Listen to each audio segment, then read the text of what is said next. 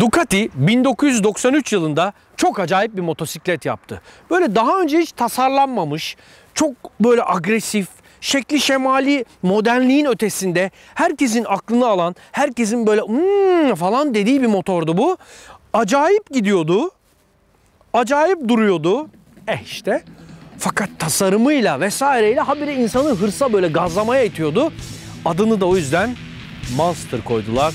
İşte şimdi bugün Ducati'nin canavarıyla beraberiz.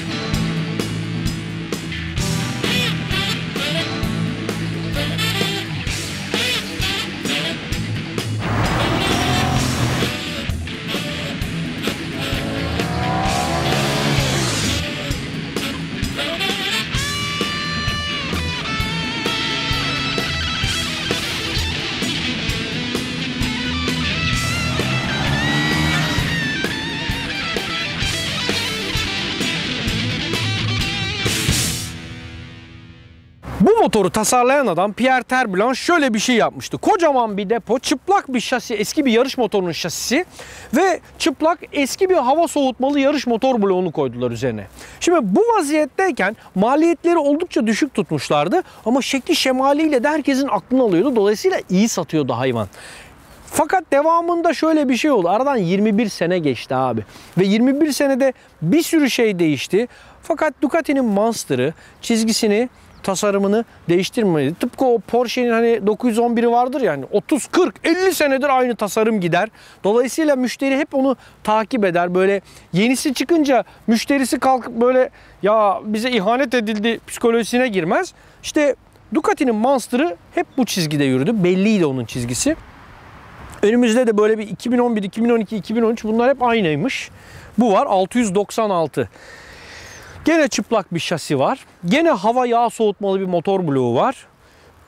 Gene önde çok güzel frenler var. Biraz sert bir amortisör. Kocaman depo. Yatık bir sele bunun imzasıdır ve bu kuyruk. Ben eskisini sürmüştüm. Hani eskisi korkunçtu. Neden? Böyle bir düşük devirlerde öksürme huyu vardı. 2 silindirli torklu motor diyoruz. Hani ona güvenip böyle düşük devir biraz gazı açayım diyorsun. falan yapıyordu. Böyle hani 20 senelik sigara tiryakisi, günde 5 paket içiyorum gibi bir hali vardı eskisinin. Burada onu düzeltmişler. Enjeksiyon hakikaten ayrı bir dünya açmış. Enjeksiyonları vardı, onlar da öksürüyordu. Hani bundan evvelkini sürdüm ben 695'i. O mesela berbattı buna göre. Onda aralara girmeye kalktığımızda gidon turu tıkanırdı. Bunda bayağı araya girilebiliyor trafikte. Böyle pratiklikler gelmiş. İşte motor bloğu dediğim gibi öksürürdü. Elektroniğinden aklı karışırdı. Onları düzeltmişler. Bütün bunlar çok hoş, çok güzel. Şimdi bu 60 küsür beygirlik blok hakikaten güzel gidiyor. Çünkü çok güzel tork var abi. Böyle bir koyuyorsun zınk diye. Ulan diyorsun ne oluyor? Hani 60 küsür beygirli ama 166 kilo abi. Çok hafif. O yüzden harika gidiyor. Ha, bunlar nefis. Öyle gidiyorsa yarış motoru gibi o zaman yarış motoru gibi durması lazım değil mi? Freni bir koyuyoruz abi. Fren de müthiş abi. Hakikaten yarış motoru o çift disk. Eskiden bunda kıtıpiyozluk yapardı. Tek disk falan koyardı 600'lüklere. Bunda öyle yapmamış. Paraya kıymışlar. Brembo, radyal, çift disk harika tutuyor. Hatta bunun yurt dışında ABS'lisi falan da var. Burada da var da işte ekstra bir para ödüyorsun galiba. İster insanlar sevsin ama sevmesin. Ya da seviyorum desin, sevmiyorum desin fark etmez. Gerçek olan şunu itiraf etmek lazım ki herkes Ducati'nin Monster'ının tasarımına hasta. Özellikle de hipsterlar buna bayılıyorlar. Ya zaten Ducati Monster dünyanın en güzel motosikleti. Yani şunun güzelliğine baksana. Şu şekle bak. Üşüdün mü? İstersen benim eve gidelim Cihangir'de bir şarap içeriz sıcak. Assassin's Creed oynuyor musun? Ben bayılıyorum ya. Dün akşam çok oynamışım. Gene ajansa geç kaldım. Yeni bir müzik sistemi aldım. Aklın uçar yani öyle böyle değil. Yıkılıyor. Bütün maaşımı ona yatırdım. Hi-Fi. Harika bir şey. Şimdi hipster nedir abi biliyorsunuz. Hani onlar böyle 30'lu yaşların ortasında ya da başında böyle büyük sakal, ajansta çalışır. Sürekli bilgisayar oyunlarıyla ilgilenir. İşte tasarım, şu bu falan der. Her konuda biraz fikri vardır. O hipsterlar Ducati Monster'a hakikaten bayılıyorlar abi. Ona çıldırıyorlar yani. Cafe Racer tabii tektir hocam falan. Bunlar böyle şekilleri vardır onların. Bir de bu hipsterların bir özelliği böyle gariban tosuruk kasklar takarlar. Fransız malı falan böyle sırf şekil diye. Hani doğru düzgün korumaz. Zaten çok da umurlarında değiller. Onlara nasılsa bir şey olmaz. Çoğunlukla böyle ayakta New Balance, kafada tırto kaskla motora bindikleri için çok da dert değil. Bir de bakarsın abi böyle motor 2000 kilometrede 6. sahibine gelmiş. Çünkü bu hipsterlar çok iyi motor süremedikleri için habire düşüp motoru satarlar. Yani bu da normal. Sonuçta hipsterdir, yapar. Önde amortisörler ayarsız. Arka amortisör ayarlı. Ve ön amortisör hani öyle iyi gidiyor diye İtalyan kafası herhalde. Demiş ki sert amortisör koyayım buna, iyi dayansın. Baba böyle her çukurda öleyim artık falan dedirtiyor adama. Ayağa kalkmaya çalışmama rağmen, çalışmam da şundan: sele öne eğimli, depo kaygan ve biraz geniş. Dolayısıyla biraz bacağınız uzunsa bu kısım vücudunuzda, abi böyle biraz boşluk bırakıp tutmak bunu hakikaten cender. Bu bir eziyet. Şu an tutmakta çok zorlanıyorum motoru. Sürekli öne kayıyorum. Tamam mı? Bu öne kaydı mı adam, ne oluyor? Buraya abanmaya başlıyor.